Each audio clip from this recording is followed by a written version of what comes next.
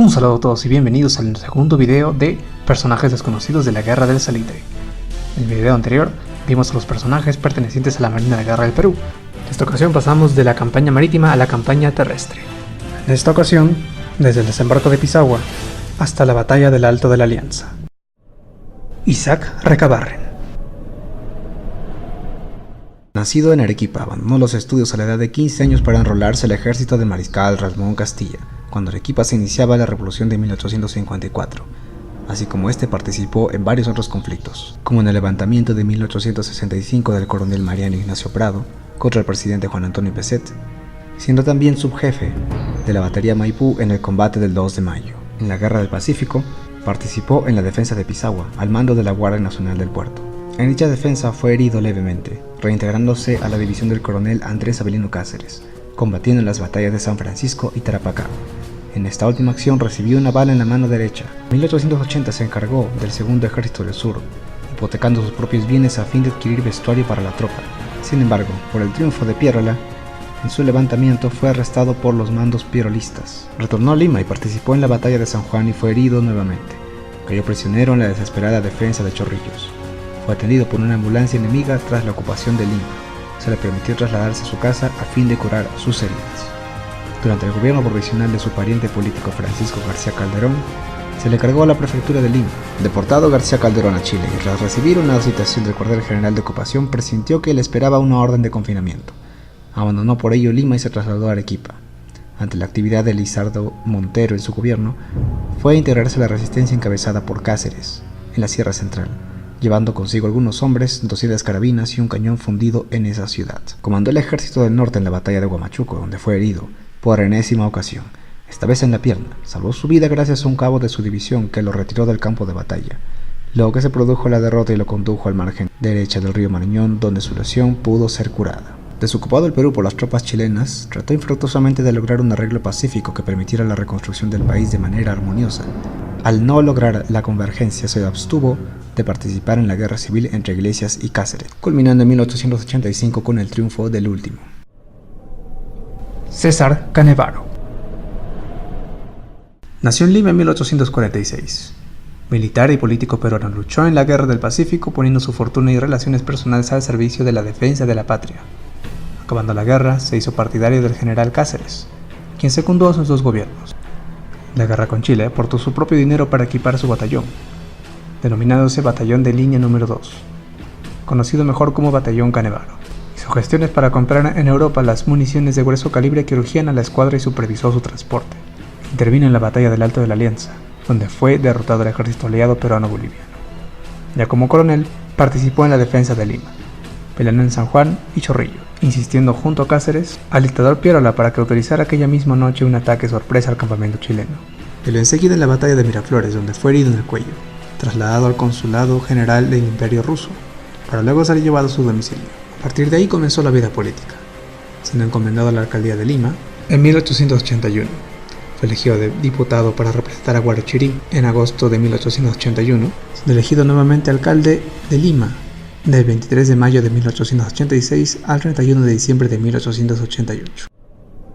Gregorio Albarracín.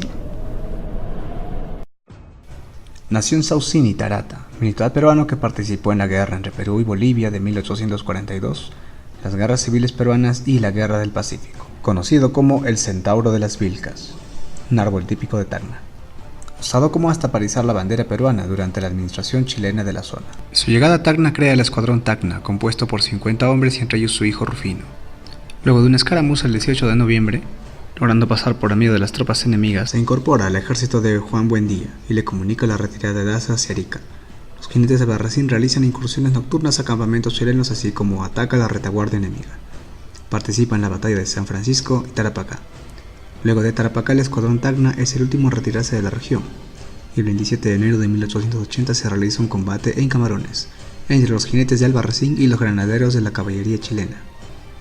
Llegando a Tacna, reorganiza sus fuerzas con 150 jinetes, llamados ahora los flanqueadores de Tacna. El objetivo de sus fuerzas era principalmente el asedio, reconocimiento, ataque por sorpresa y hostigamiento a las tropas chilenas. El 18 de abril de 1880 reúne a los vecinos de Sama para enfrentar a Vergara en el combate de Buenavista. Participa también en la batalla del Alto de la Alianza, capturando una avanzada chilena que le informa sobre las tropas enemigas antes de la batalla en Quebrada Honda. Tras la derrota se dirige a Tarata, donde participa en el Consejo de Guerra del Ejército del Sur, realizando el 30 de mayo de 1880. Luego es informado de la ocupación chilena de Tarata, así que decide retornar a la Sierra de Tacna y junto a Leoncio Prado y Juan Luis Pacheco de Céspedes participan en el combate de Palca el 16 de julio y el combate de Tarata el 21 de julio, donde las guerrillas peruanas resultan victoriosas frente a la división de Orocimbo Barbosa. En 1881 se dirige a Lima, llegando después de la batalla de Miraflores. En marzo de 1881, Pirola lo nombra subprefecto de Huarochirí, y en abril se enfrenta a los chilenos en Chicla y San Bartolomé. En 1882 organiza una guerrilla con 100 hombres en Tarata. Enterado de su retorno de Tacna, el comandante chileno envía el escuadrón Las Heras con 180 hombres al mando de José Francisco Vergara, quien se dirige hacia Tarata a preparar una emboscada. Con el fin de reconocer la avanzada chilena, Albarracín y 12 guerrilleros, entre ellos su hijo, Rufino, para reconocer Chocatamani envía al capitán José Morán, quien no encuentra enemigas en el pueblo y envía hasta el balcón donde es emboscado por Mata, muriendo Morán. El 2 de octubre de 1882 Albarracín y sus 11 guerrilleros avanza esperando las noticias de Morán, pero en Saucini se enfrenta a Mata y sus 25 soldados. En el combate de Saucini mueren 15 chilenos y 9 peruanos, entre ellos Rufino Albarracín y Gregorio Albarracín. El coronel lucía una enorme herida de sable en la cabeza y varias de bala. Sus restos fueron velados y sepultados en Chucatamani, luego en Tarata y después en Tacna. En julio de 1908 el resto de Gregorio y Rufino Albarracín fueron enviados a Lima, donde se encuentran sepultados en el Panteón de los Héroes. Mariano Santos Mateo. ¿Cuánto sabemos de la Policía Nacional del Perú? Por empezar, ¿cómo se llamaba antes? Nacido en Lucre, Cusco, Mariano Santos Mateo a los 20 años salió de su pueblo natal para dirigirse a la ciudad de Arequipa, donde en 1875 ingresó a la Guardia Civil del Perú, lo que hoy conocemos como la Policía Nacional del Perú. Su batallón Guardias de Arequipa estaba integrado por 6 compañías de la Guardia Civil y una columna de gendarmes, con un total de 560 hombres. Tras el fallecimiento del coronel Besada, la tercera división del Ejército del Sur pasó a ser comandada por el coronel Francisco Bolognesi. El batallón marchó a San Lorenzo de Tarapacá, donde tuvo lugar la batalla del 27 de noviembre. Tarapacá fue atacada por el Regimiento Segundo de Línea de la Infantería del Ejército de Chile y en el combate tuvo lugar en las mismas calles del pueblo. El guardia civil Mariano Santos logró con la bayoneta en la mano apoderarse de la coronela del regimiento enemigo tras una sangrienta lucha en la que pereció toda la escolta. Por esta acción a Mariano Santos se le llamó el Valiente de Tarapacá. Tras la victoria el ejército continuó su marcha al puerto de Arica, una ceremonia solemne llevada a cabo en la puerta de la Catedral de San Marcos de Arica. El contraalmirante Lizardo Montero condecoró y ascendió a inspector de guardias, grado equivalente a teniente del ejército de aquella época, el 31 de enero de 1880, al guardia Mariano Santos Mateo. Todos combaterían en la batalla del Alto de la Alianza, de la cual saldría gravemente herido. Cuando con los restos el Ejército del Sur llegó a Arequipa tras reponerse de la herida sufrida, fue homenajeado por las autoridades de la ciudad otorgándosele una medalla de oro. Arnaldo Panizo. Nació en Lima en 1839 y participó en las guerras contra Ecuador y la Guerra del Pacífico. En 1856 es nombrado guardamarina de la fragata de guerra Amazonas. En 1859 por voluntad propia participa en la campaña contra el Ecuador, hasta la ocupación de Guayaquil. En la guerra con Chile fue nombrado jefe de las fortificaciones de Arica y bajo su dirección se construyeron y artillaron los fuertes Santa Rosa, San José y 2 de Mayo, combatiendo en ellas el 27 de febrero de 1880 contra el monitor Huáscar y la corbeta Magallanes, como comandante general de artillería de campaña y nombrado jefe de la plaza por ese día. El 17 de marzo, cuando la corbeta Unión rompió el bloqueo, el coronel Panizo fue nombrado comandante general de las baterías solo para ese acto. Estuvo presente en las baterías del norte durante 9 días, en el que el transporte chileno Angamos bombardeó el puerto y las fortificaciones. Participó en la batalla del Alto de la Alianza, el 26 de mayo de 1880, como comandante general de artillería de compañía a las órdenes del general Narciso Campero y del contraalmirante Lizardo Montero. Después del desastre pudo salvar 2 piezas de artillería, una ametralladora, el parque sobrante y a 36 artilleros, con los que acompañó a los restos del ejército en su retirada a Tacna y después a Puno, donde entregó, por orden suprema, el personal, ganado y material al coronel José Latorre, jefe del Estado Mayor del Segundo Ejército del Sur. En la defensa de Lima, comandó las baterías de Chorrillos y Miraflores, comandando el día 13 y 15 de enero de 1881 las baterías Mártir Olaya, Provisional y Marcavilca, luchando durante más de 8 horas, sosteniendo las últimas 3 horas en la batería principal Mártir Olaya, junto con sus artilleros, siendo el defensor del último baluarte de la defensa peruana, cuando el coronel en ese entonces Miguel Iglesias fue capturado a las 12:30 y toda la defensa móvil había sido destruida. Desgraciadamente se atribuye a Iglesias la última defensa, olvidando por completo la actuación de los artilleros del Morro Solar. En la campaña de la Breña su actuación no fue tan destacada, dado que, cuando todo se encontraba listo para la movilización por órdenes de Cáceres, ocurrieron varias deserciones, entre ellas la del coronel José Barredo y en Abancay la del regimiento 2 de Mayo, dejando la plaza de Ayacucho sin recursos para la movilización. El hecho fue comunicado a Cáceres a su debido tiempo y el 30 de diciembre de 1881 dictó nuevas órdenes al coronel para su traslado, pero esta vez hacia Huancayo, debido a 3 factores: la epidemia tifoidea que había en su ejército, las constantes deserciones nocturnas y la persecución que el ejército chileno había iniciado contra el ejército del centro. Belisario Suárez. Nació en Arica en 1833 y falleció en Lima en 1910. Durante la guerra con Chile, participó en la campaña de Sur así como también en la campaña de Lima, entrando por primera vez en acción en el combate de Quillagua. En octubre, comandaba a 30 hombres de los húsares de Junín y tuvo un doble encuentro contra los cazadores a caballo y exploradores del desierto, abatiendo a estos últimos, logrando 2 muertos, 9 heridos y pertrechos. Una escaramuza de caballería que tomó lugar en Tarapacá y terminó en los bosques de Tamarugales. Si deseas saber más detalles del combate de Quillagua, puedes verlo en la descripción del video.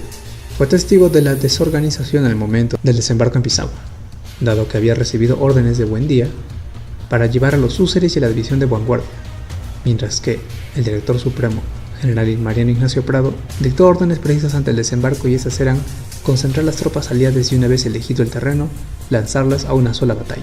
En su camino a San Francisco, Belisario atacó la caballería chilena del capitán Barahona, la misma que había repasado a los jinetes peruanos del regimiento húsares de Junín comandados por Sepúlveda, y los había abandonado en el desierto para que sirvieran de alimento a los buitres. De este escuadrón de húsares peruanos solo quedó vivo, pero herido gravemente, el soldado chinchano Talcillo Ramírez. Recibió órdenes para que use la caballería y reunir a los dispersos, pero dicha misión no pudo ser completada. El 27 de noviembre de 1879 en Tarapacá, Belisario hizo imponer su autoridad y sus coherentes órdenes contra las contradicciones órdenes del general Buendía. En la batalla del Alto de la Alianza fue herido en una pierna y su cabalgadura muerta. En la batalla de San Juan se encontraba al mando de la 4ª y 5ª División del Norte. En Miraflores estaba ubicado en el reducto número 2. Tanto su reducto como el primero y el tercero entrarían en combate. Sus fuerzas entraron en acción en la segunda carga, obligando a Lagos a retroceder. Terminada la guerra se hizo alcalde de Lima, a inicios del siglo XX. Carlos Llosa. Nació en Arequipa en el año 1849. En su infancia y juventud fue testigo de importantes hechos de armas en su ciudad, como la toma de Arequipa durante la Guerra Civil, la revolución restauradora del general Mariano Ignacio Prado. 1879 era subprefecto de Islay cuando la guerra estalló, lo que hizo que renuncie a este cargo público para incorporarse en Arequipa al ejército activo, que se encontraba próximo a salir en campaña. A petición del coronel Andrés Avelino Cáceres, el entonces comandante Llosa fue nombrado por el general Prado jefe de Estado Mayor de la división de Cáceres, bajo cuyo mando hizo la primera campaña del sur, al término de la cual fue designado segundo jefe del batallón Cepita, en reemplazo del teniente coronel Juan Zubiaga, quien había muerto en la batalla de Tarapacá. El 26 de mayo de 1880 se libró la batalla del Alto de la Alianza. Tras ser rechazada la primera cometida de las divisiones chilenas, los batallones aliados se lanzaron al ataque mandando Cáceres, el Cepita y el Cazadores del Miste. Durante el avance el coronel Cáceres cayó a tierra al ser muerto su caballo, mientras que poco después el comandante Llosa recibió un balazo en el pecho que lo mató instantáneamente. Pese al heroísmo, la batalla se perdió y los restos del ejército peruano tuvieron que retirarse al altiplano. Un dato interesante de este personaje es que en el 2015 en Tacna encontraron los restos de un soldado desconocido en el Alto de la Alianza. Su descubridora e investigadora Milena Vega Centeno, junto con su equipo de investigación, aseguraron que se trataba del mismísimo Carlos Llosa. Sin embargo, hubo un tema de controversia en Arequipa, dado que se decía que ya existía un mausoleo del coronel Llosa, que su cuerpo se encontraba ahí. El historiador arequipeño Enrique Chávez Jara cuestionó la identidad del cadáver. Explicó que existe una publicación del diario La Bolsa donde señala que los restos del Llosa llegaron al puerto de Mollendo en 1890. Entonces los pobladores quisieron que fuera sepultado ahí, pero sus familiares lo enterraron en la ciudad de Arequipa. Así como él, hubieron muchos más que apoyaron esta teoría. Milena explica que lo que pudo pasar es que se le dio un entierro simbólico. En realidad, el cadáver nunca llegó, pero la familia decidió hacerlo en su memoria, lo cual ocurrió con varios mártires de la Guerra del Pacífico. Si deseas ver el mini documental de Carlos Llosa, Bautizado entonces como Felipe, lo puedes ver en la descripción del video titulado Felipe, la batalla contra el olvido.